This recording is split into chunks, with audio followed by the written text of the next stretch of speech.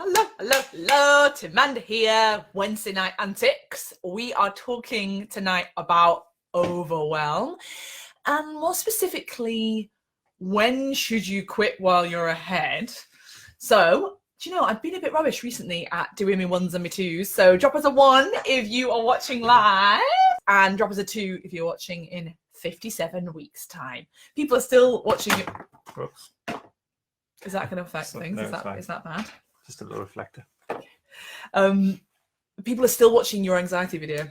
I need to do one where the kids don't come in halfway. Yeah. You should, with the whiteboard and stuff, you totally need to.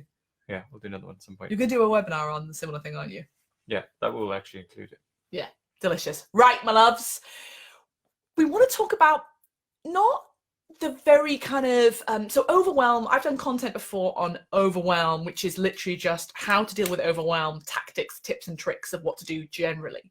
More specifically, we're talking about a problem that Emma raised earlier today, which is, I'm feeling a bit overwhelmed, or actually even more specifically, she was saying, if I'm hearing you right, Emma, you were saying, I've got this in my life. I've got, I've got children. I've got partner. I can't remember whether you're still doing NHS. You've got aesthetics, and you are trying to fit it all in. And you have thought to yourself, presumably because you're relatively earlier in your aesthetics career, dude, I could be earning more in the NHS, maybe doing bank work, or whatever. You could be earning more, and yet you're doing your aesthetics, and it's not raking you in the coin, and it's your children you feel are, I mean, I use the word suffering, I don't think you quite use that word, but so in other words, it feels like a weird trade-off because you're not yet getting back the juice from your aesthetics. So it's like, it's not just how do we get rid of overwhelm, it's like, is it worth, I've got too much on my plate basically, and the juice I seem to be getting from aesthetics is not enough to necessarily justify the leaving my children. Yeah. So there's quite a lot to unpack in that set of claims around, particularly like what, I mean, we already know, just to give you one example, like overwhelm has nothing to do with how much work, well, it has a little bit to do with how much work you've got to do, but actually a lot less than you think. Overwhelm is an emotion. And the biggest way to know this is that there's so many times in my life where I felt overwhelmed, not done anything on my to-do list, and then not felt overwhelmed anymore. When? So what changed? So what did you Exactly, do? it's an emotion. Yeah, it's about focusing on the lack of clarity that you've got and being overwhelmed with a sense of, I don't know, I've got so much to do. Whereas somehow you can wake up the next morning and just think, I'll crack on with that now, and not feel overwhelmed. I'll just crack on with it. Because overwhelm's a really unproductive state. Like, it's very hard to be productive when you're overwhelmed because you're a bit like, you can't start one thing without feeling guilty about the other, but somehow you come out of overwhelm without doing everything on your list. That tells you that it's an emotional state, not a state of the world. Yeah, not a reality. You feel overwhelmed. You're not really overwhelmed because somehow you'll feel in control on a different day without having done it all. So the first thing is, are you really overwhelmed? That's the first part of that equation. The next bit is more difficult to answer, which is when should you quit aesthetics? Well, there's an assumption in this question that it's not possible to fit it into your life. Or that it's not, maybe I've confused the whole thing by talking about overwhelm. It's about the sort of the cost benefit analysis. It's like, is it worth all this effort and all this stuff I've got to shove into my life and make my life overwhelmed when I can't see my children? Should I just be doing bank work? Well, it's an intensely personal question. Like, that's not something that you can just, like, we can talk about how to break it down, but we can't give you the answer. Yeah, I would say. But I think it's really, really worth discussing this idea of, it basically comes down to, motivation is not quite the right word, but desire. It's like, if someone would say to me, so just to, I don't know whether, I'm sure I've told you guys before, but Tim and I, literally every single night, we put the kids down about 9 o'clock, and then we work for 3 hours every single night apart from Saturday night. So that, and it's on our missions. So for example, I'm working on my mission to change the mindset of the whole industry, and you're working on, for example, e-learning or whatever you're doing. So it's worth it to me. That is worth it to me, especially as I'm not with the kids anyway because they're in bed. But that's just the implicit in this question is around how much money you can earn with bank. banking, nurse banking. So that's one of the human needs, probably certainty. So you need to break down in what way is aesthetics meeting your needs, because nurse banking might more easily meet your need for certainty if money represents certainty to you, and it might, depending on where your income bracket sets. Sometimes it's literally the difference between going on holiday and not, for most people. So if that's the equation, and you think, I'm not going to go on holiday for 3 years, and my kids are 9, 6, and 4, like that might be that's a really big thing to give up. So you should look at it in that way. But aesthetics doesn't just only meet one need. We don't work each night so that we can go on another holiday in a year. Like, it's just not what's driving us. It's not. No. So for us, giving up aesthetics would be a lot more than giving up the money. Yeah. So. But what about in the early days? Because I know. Well, I asked myself that question a lot in the early days, but I was very focused on like long way in the future. A place we still aren't. What's that? Luxuriating around on our hammock. Yeah, no, I had some very ridiculous. Well, what happened is you like, initially it was driven by certainty. So let's make more income, and then suddenly you fall in love with like the missions that are woven into it. Mm-hmm. Well, not everyone does. Like what? Tell me more. What did you fall in love with? Well, but partly there's a part of me that just wants to see what I'm capable of building and doing. There's a part of me that wants to do something, like I can see a route to do something that, like, my big thing is like, I want to do something that feels like my life was worth doing. Like I don't want to, it shouldn't, if it was just for one of my human needs, it wouldn't be enough. Like if I was just wanted to make a few £1 million, then I wouldn't have I wouldn't be able to continue, because it wouldn't be enough on a day-to-day basis. I need instant kind of reward and satisfaction of seeing, getting that feedback from people doing better, being able to make a difference, change a culture, all the things you like as well. Like we like the human impact, and then on the side you earn some money with it as well. But for us, it's not the primary driver. So and for some people it might be, and that's absolutely fine. Actually, don't judge that. You just like whatever you are, like you go and do that. So that's the question, is who are you? Like, what do you actually want to do? What's important to you?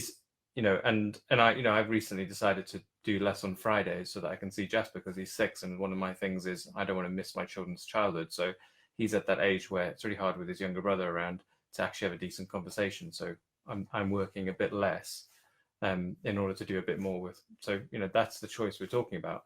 You need to reflect a lot around what's important to you and which of your human needs might be worth refreshing the human needs so that you can. Yeah, so the human needs are, we have the need for certainty to make that your children will be fed and that you know where your next meal is coming from. The need for love and connection, which is what we have in our group, Then the need for significance, for people to think that you are special and for you to feel unique. The need for variety as well, because it can't just be the same old. You need to go on holiday and Facebook Live is a great example of a place where you can get variety, because you never know what's going to happen or what you're about to say next, what things will drop on you from on high. And then there are 2 sort of higher needs, which is the need for growth, to grow and expand and become your truest version of yourself. And the final need is contribution, to give back. Mm. So a lot, aesthetics meets a lot of those needs in the way that nurse banking won't. Yeah. So it may not immediately meet the financial, but you're going to have to, probably unconsciously the reason that it's carrying on. If it was only ever about the money, you would have just kept banking. I would have thought there's something extra that aesthetics is providing, and you need to weigh that up against what extra you'll get by not doing it, because you will get something extra. Like nurse banking, I'm pretty sure you probably leave that job at the door when you leave the hospital, which is a luxury people underestimate. Mm-hmm. So maybe doing that, having spending more time with your child with an uncluttered mind might be worth more to you than growth and seeing what you're capable of in that arena. Maybe you delay it for a while, come back in 3 years' time. There's all, but I mean, it is complex. I feel really, even with me playing with the ideas, I feel hesitant because people's lives are way more complicated than. Yes, no, but I think it's fine. All we're doing is debating, first of all, and creating like a skeleton, a concept skeleton that people can navigate around, a maze for you to navigate around. It's for you to navigate. One of the mindset warriors recently stopped doing aesthetics because she had 2 very close people die in her family, and it was it just was too much. Mm. And so she decided to focus on what was most important to her in that moment. What about, so there's two things I really want to explore. One is around this, because we talked about certainty, which is the need for dollar, for example. What about if you have faith, or that someone told you that in the long term you'll get money, or you'll have the certainty to know that you can go to your child's pantomime? So my question to you is, how can you know, like, is it appropriate to have faith that, you know, in 3 months time 3 years time you'll suddenly start rocking out and having a phenomenal amount of money or whatever, or more than the nursing, or I think Emma's a doctor, but not more than that? Well, it's definitely, we see people do it all the time. I can't speak for any individuals because it takes a lot of effort and resilience and all the things we talk about, creativity. So, but that's absolutely possible for most people if you get in a good vein and you've got something to offer and you do things cleverly. Not even that. There's plenty of people who just crack on with rudimentary. It's more about doing, like actually implementing. Okay. So that's possible, but this is what I was thinking as you're saying that, like, basically starting your own business is an endless source of uncertainty. Like you never, if you think, and I used to think this, I think, oh, I'll start it, I'll be able to control all the variables, and then it'll be my little ecosystem that flourishes under my control. Well, it's not that. It's endless unpredictability that you've got to respond to all the time, which is also exciting, and that with that comes loads of opportunity, because there's new things. Yeah, and the biggest thing is you have to change, and in that change, that's the most rewarding thing you get, is that you start. I mean, we were all laughing at how bad our videos used to be, and they weren't even the worst ones. So we get better. We get better, and that's almost like, I'm really pleased I put myself in a situation where I had to get better at that. So, but that doesn't mean that it's always the right thing. There might have been a time in my life where, had I started the business a bit later and had kids sooner, I might have opted for something different, and then maybe done something. Who knows how I'd feel? Because I've often thought, had I just done GP continuously, I don't know what the other opportunities would be in there, but I could see myself getting very depressed. Yes, exactly. No, I think there's nothing good for you. It's just, so for me, for the type of person I am, there wouldn't be enough new creative stuff to do. So it would have been it got repetitive within a year. So I don't know what 10 years would have been like. So for me, I might have made a different decision, but different people have different, they do different things. So yeah. So let's talk as well about, so what Emma was alluding to is that when you choose to double down on your aesthetics, to essentially not prioritize that, but to make it, to go all in with it, you are necessarily saying, right, rest of my life, there's less of me, isn't there? There's no denying it. Like Emma, there's less of Emma, to be completely present with her children at all times. Obviously, it's the same with working full time or whatever you are. Yeah, but it's the same with whatever you do, like even within your business. Like we've for a long time been talked about this concept of indigestion. Like you've got so many opportunities that you actually start to get sick with all the opportunity. So you've got to, and that's the same. Like you've got an opportunity to be a GP, and you've got an opportunity to be a locum and a principal and a partner, and you got to decide which one you want to do. And you can start an aesthetics business or do private GP work, and there's all these things you could do. But if you try and do them all, like none of them are very good, and you don't like any of it because you're overwhelmed. But also maybe your partner, your kids, your whatever, your ill parent, whatever, they might suffer. So it's about breaking down and deciding what you're not going to do, and deciding if the thing you're not going to do is worth more than the thing you are going to do, then you shouldn't do it. Yeah. So I mean, if you make it a choice between your kids and aesthetics, and I don't recommend that you choose aesthetics. But it's not as simple as that, though, because many of the warriors say, I'm doing aesthetics so that I can show my kids what a successful single mom, for example, who a businesswoman looks like. Mm-hmm. I'm doing it to show, like, one of my colleagues at work, love her attitude. She's like, she's always worked from a young age and worked bloody hard. And I think maybe she doesn't even necessarily, I think she could make it work without working, if you know what I mean, with her partner, but she absolutely works, and she wants her kids to have that, to have that work ethic. And her daughter has a massive work ethic now and has like 5 jobs, and she literally is able to treat herself on, like, her daughter is able to take her mom on like nice holidays, and she's actually quite young because of this phenomenal work ethic. So it's not as simple as a choice between your kids and your... Well, yeah, it's the choice that you're making. I mean, I'm not saying that that's what it is really, but if in the person asking the question's mind, that's the choice, then if they frame it that way, then it's obvious what they should do. It is, yeah, because I think by framing it as in, oh, aesthetics or the kids, in that negative way, you probably aren't that into aesthetics anyway. You're probably trying to find a way out emotionally. Well, I don't know, because sometimes people do that on a whim. Like, we all have those moments of like, oh, I've joked about it more than once this year of like, let's fake my own death. Yeah. And who was saying that the other day now? Steffi Harper. No, it wasn't Steffi. It was Leanne. Oh, Leanne, sorry. Yeah. Yeah. So there's always that, like, and I often think people ask that question on the group, like they'll often come on and it's a bit like just testing, like, have you got, but really there's part of them that doesn't want to give up. The question of like, is it worth it? Yeah. Yeah. Like they're not, sometimes they're genuinely asking, sometimes it's almost like prodding the world to see what comes back. Yeah. Because you've had a bad day. And I've certainly had that. Like I've asked myself that question plenty of times, but never seriously. Like, if I'm honest, like never for a second have I really genuinely started hatching a plan to escape.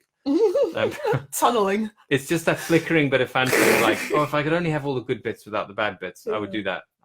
Maybe I'll just leave today and just have the good bits. So but the question does need breaking down. Like you need to reflect on what matters most to you, which is it is hard to do that because there's so many variables. There's so many things in life that you'd like to do, and each one is a choice of something you're not going to do. That is tough. But I think you do have to be honest with yourself. It is a choice, and there is a compromise there. We've been talking just this week about how, and you said this before, how you can't live in a fantasy world of thinking, oh, I'll go 100% all in, I'll work 100% of the time, and there won't be a consequence for my relationships. There is a careful balancing act. Yeah. It's not always a balancing act. It's almost like you leave it for a bit and then it comes out and bites you. And then you think, oh, okay, I'll do that now, and then something else you forgot about comes out and bites you on the other side.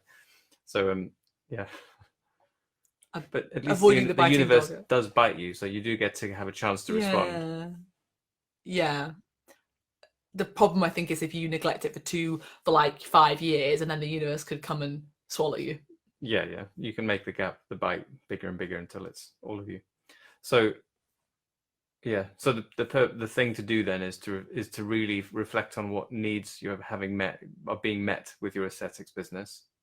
What are your primary needs at the moment? Because it might be love and connection with your child, or significance with your children is more important than income or something else. Like plenty of good reasons. So I've done this with patients, and it's worked. Like a couple of times I've had like major epiphanies, and also in things you wouldn't expect. Like I remember having a chat with an old guy who just felt miserable and he couldn't figure out why. I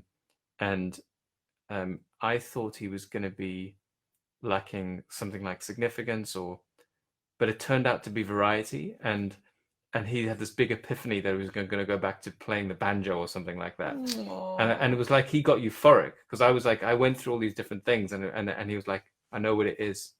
So what I suggest is like, understand if you're ever in an uncomfortable situation and you want to think through it logically as clearly as possible, try and break down what needs are being met and how you could meet in your life at that moment, and which need is the lowest. Like I currently feel the least certain because I have no income, and aesthetics does not give me income certainty. So I'm going to go hard on banking for 3 months, save a bit, and then maybe do, or something like that. You might do something like that. But yeah, break down each need, and then see which path is most likely to meet your needs in the medium future. And I think as well, if you're doing that analysis, it's good to look at the longer term future as well, and say, because I'm sure there are many of us who are doing a deal with ourselves, with our future selves. We're saying, I'm happy to have, also, or for example, the thing that you and I sack off in our life is, to a large extent, is leisure. So we are sacking off Netflix of an evening, which is probably okay. There is a question mark. I mean, we should, it might be good if we would do it a bit more so that we could spend more time together, but we try and make that up in other areas. So, but yeah, like we don't sack off our time with the kids. That compromise is not there. No, because they're just all up in your face. Okay, fine. Okay, but I like that. The takeaway is to think about your needs and all of your needs, including growth. The thing about growth is it feels hard a lot of the time. So it feels super uncomfortable when you're growing and doing new things and doing a video on your page or whatever. But actually that is good. And then you feel the great afterwards. You feel the euphoria after you've jumped off that cliff. So don't forget that as one of your needs that you are definitely meeting. But some people don't need No. that, but that's optional growth. Yeah, I mean, I yeah. imagine actually most people in aesthetics, like you don't start a whole new thing when when you've already got a career, unless you like a bit of growth. Yeah. So I'd imagine most of them are inclined that way. Yeah. I'm massively inclined that if I'm not growing, it's like death. Yeah. Right, my loves. I hope it's been of use. Let's see what people are saying. And then, good point. Love the ideology. Light bulb moment. Oh, okay. Exciting. Do your analysis. Do your needs analysis. Neil says, I'm constantly questioning if I draw the line, but I can't. And I feel I will get to a better place eventually. Yeah. Yeah, I like that. I like the way you say you can't. That means that you're being pulled with that rope to your heart. I think that because there's a need being met somewhere on that, or the promise of a need being met at a higher level than you see anywhere else in your life. I think that's why you get addicted to it. It's a bit like, I can't, even though I could financially be better off tomorrow doing something different, I know I will never ever meet that other need, which you've probably never verbalized, but you don't even know what it is. But you know somewhere at the end of this tunnel is something that's going to be worth getting for you. Yeah, love it. Love you, Sid. I first trained 6 years ago and gave up 2 years in because my A&P locum work took off more. I chose to stay for Optum. 4 years on, I'm starting aesthetics again and struggling. I'm in the fog of the juggling everything. I regret giving up initially and totally get where Emma is coming from. Love the support, guys. But the thing is, don't tell yourself a story. I feel like there's a story emerging there, which is that because sometimes our lizard brain loves to focus on regret because it's like, oh, this would all be fine if it wasn't for the fact that I made a really stinking decision. Well, you made that decision. Don't focus on the story because that could trip you up. That could be the thing that scuppers you. Just focus going forward. Just look forward. What do I need? Every time you see that story coming up, just say, what growth do I need to do here? What Facebook post do I need to do next? Which person do I need to pick up the phone to and say you're due? Whatever, or text them. So just replace that regret feeling with a growth action. What not to do. This is really tough. Yeah, and again, that comes back to your need. And I also think that's another thing that people who are open to new ideas, which is pretty much everyone, that's the novelty, the excitement. They add something new. We're all good at. Oh, you mean treatment? I think everything. No, she's saying deciding what not to do. But yeah, deciding I'm not going to, do this treatment. I'm going to do that one instead. It feels like you've lost something. It's the FOMO thing. Deciding I'm not going to pursue my nursing all the way to the top. I'm going to do aesthetics instead. You're losing something. So that's really hard if you're the kind of person who likes, growth in particular, because you always think, oh, I could do that. I could definitely do that. And I could do that. Which one am I going to do? Which one am I going to lose? Which one will I never do? That's painful. Yeah. But you can, this phrase is that the more businesses die from indigestion than die from starvation. So watch out with having which FOMO. You could apply to life. More lives are disappointing by the end because of half doing 50 things. Oh God, awful. Sorry, that's probably my way of thinking about things. A disappointing life. Not disappointing, just it could have been something else, something more. So that's just the way I think about.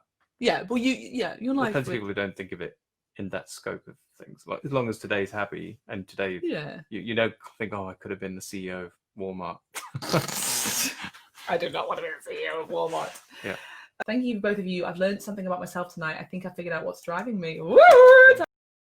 Oh, let us know. Inbox me. I want to know. What's driving you.